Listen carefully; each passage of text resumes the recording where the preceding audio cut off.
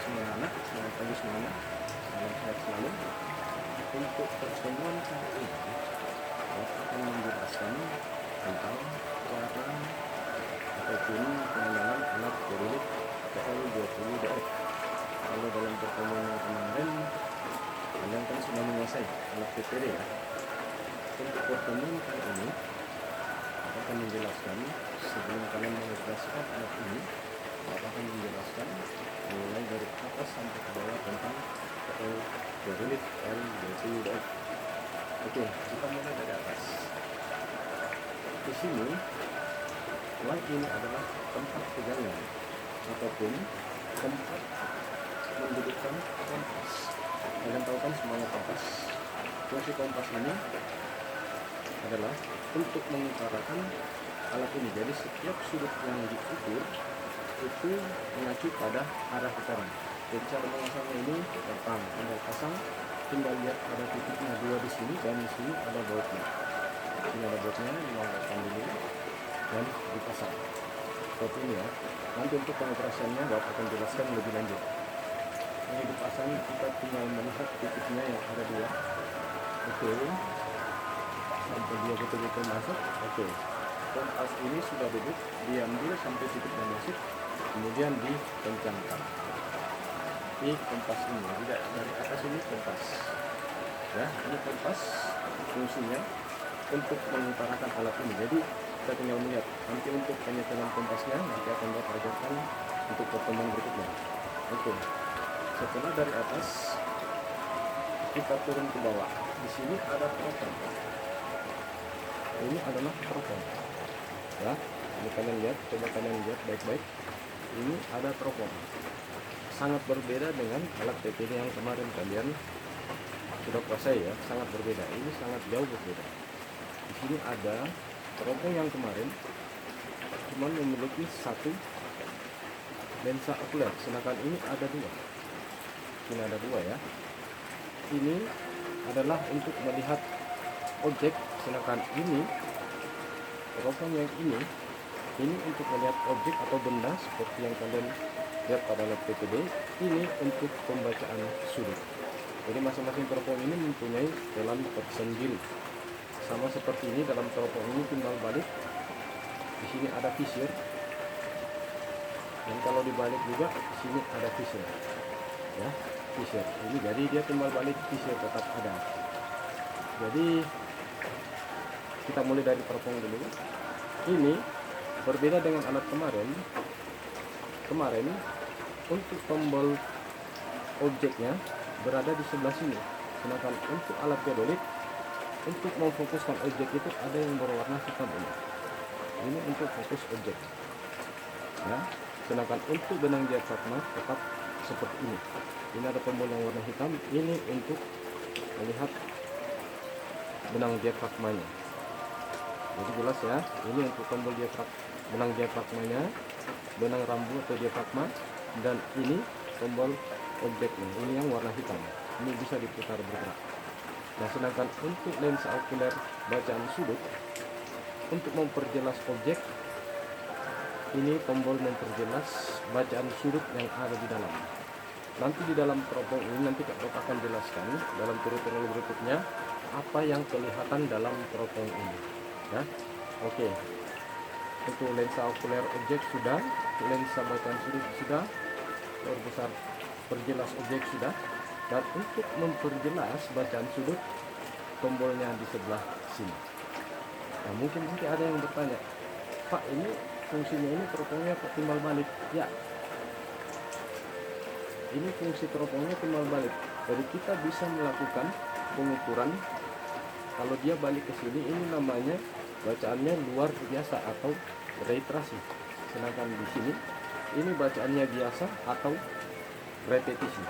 Jadi yang membedakan adalah untuk bacaan repetisi, tombol memperjelas bacaan sudut di sebelah kanan.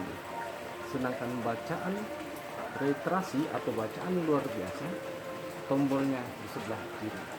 Jadi pada saat mengukur sebaiknya kalian harus perhatikan selalu tombolnya ini harus di sebelah kanan. Jadi bacaan biasa dulu. Nanti kalau bacaan luar biasa nanti berikutnya, kalau kalian sudah familiar. Oke, sudah dari atas sudah, teropongnya sudah, ini tombol memperjelas bacaan sudut. Oke, kita ke tombol yang sebelah sini. Seperti halnya ini ya. Di sini ada dua tombol. Ini adalah tombol pengunci vertikal atau pengunci teropong. Ya, ini pengunci teropong.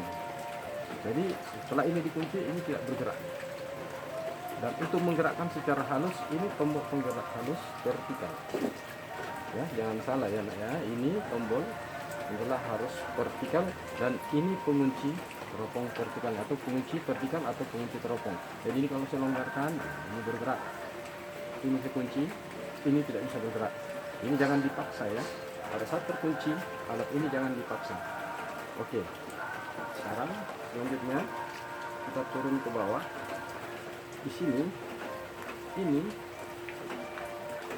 namanya center point.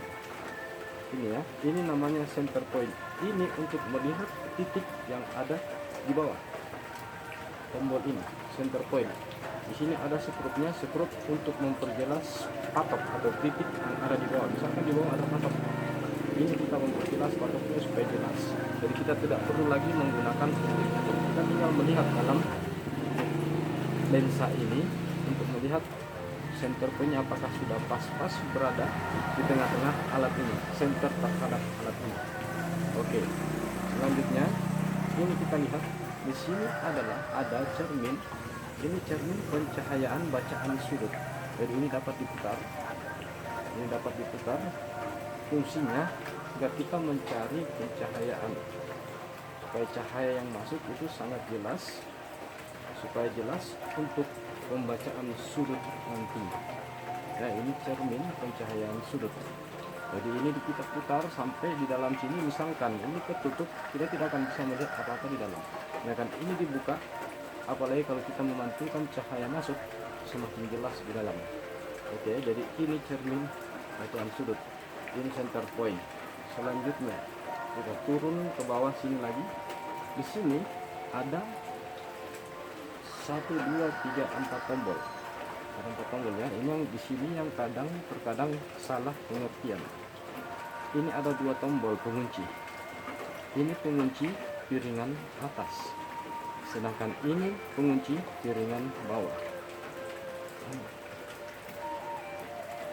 Ini pengunci piringan bawah.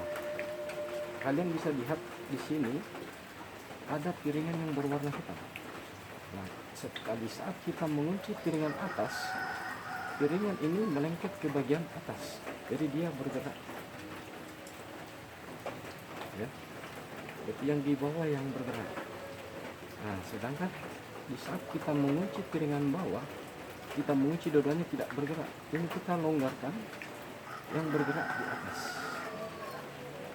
Ya, jadi pada saat kita ingin membaca sudut, yang selalu kalian perhatikan itu tombol yang atas yang selalu dibuka.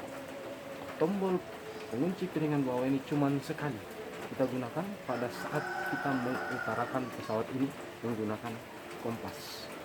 Ya, jadi ini ada tombol pengunci. Jadi misalkan ini sudah dikunci, penggerak halus pengunci piringan atas itu menggerakkan secara horizontal ke kiri dan ke kanan. Sedangkan ini menggerakkan secara halus ke kiri dan ke kanan untuk piringan bawahnya. Jadi sudah jelas ya tombolnya ini, tombol ini. Oke, sekarang kita turun ke bawah. Kita turun, ini masih ada satu di sini. Mungkin ini yang kalian perlu lihat. Di sini ada namanya nivo tabung. Ini untuk mengontrol nivo kotak agar bacaan alat ini lebih akurat. Ya, jadi berbeda dengan alat PPD yang kemarin. Alat PPD yang kemarin itu cuma menggunakan nivo kotak seperti ini. Sedangkan ini menggunakan 2 nivo. Jadi nivo kotak ini setelah di setel dikontrol dengan nivo tabung. Apakah nivo kotaknya ini presisi atau tidak, sehingga betul-betul alat ini akurat dan siap digunakan. Oke ya, jadi cara menyetelnya ini nanti akan Bapak jelaskan cara mengoperasikan alat ini, menyetel nih kotaknya, menyetel nih untuk pertemuan berikutnya. Sekira turun ke bawah ini sama, ini ada 3 skrup, ini ada 3 skrup sama seperti PD. Ini penyetel skrup, penyetel nivo, dan di sini ada tombol pengunci alat. Ini sebaiknya kalian tidak usah sentuh ya, jangan sampai ada yang ingin mencari tahu, sebenarnya jangan disentuh. Ini jangan sama sekali disentuh. Ini digunakan pada saat kita ingin memindahkan alat ini saja. Jadi ini dibuka, kemudian alat ini akan terpisah dari ini namanya tribra, tempat dudukan teodolit. Jadi alat ini akan terpisah dari tribranya. Alat ini akan terpisah ke atas setelah ini dibuka. Tapi Bapak sarankan ini tidak usah kalian lakukan. Oke, jadi semuanya sudah jelas. Kembali lagi Bapak mulai dari atas biar lebih jelas.